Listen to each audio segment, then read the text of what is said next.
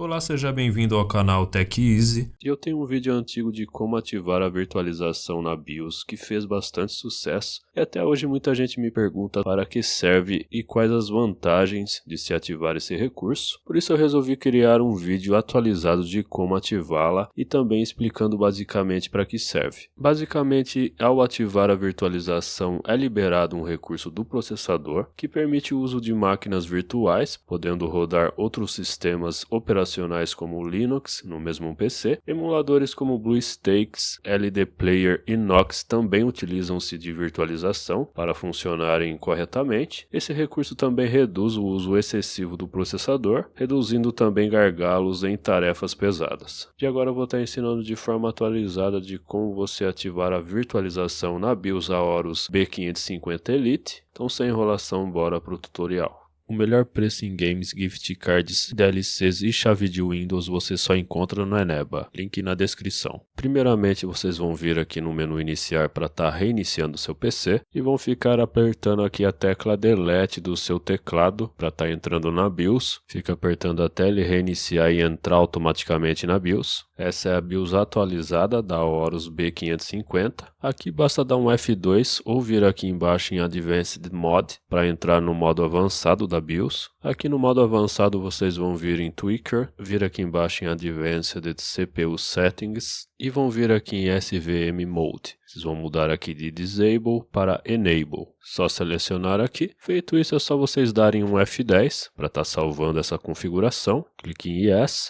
Ele vai reiniciar aí o seu PC e a virtualização já estará ativa aí no seu computador. É um processo bem simples e rápido, já compartilhe esse vídeo aí com todos os seus amigos e familiares. Espero ter ajudado. Se eu ajudei, não esqueça de deixar o seu like e inscrever-se no canal. Até a próxima, tudo de melhor.